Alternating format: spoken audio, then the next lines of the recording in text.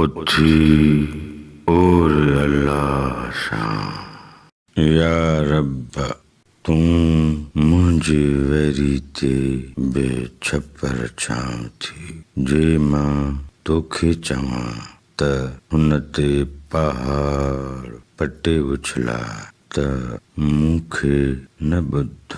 मुंहिंजे रूह खे पंहिंजी अथाह रहमत जी लहर बणा।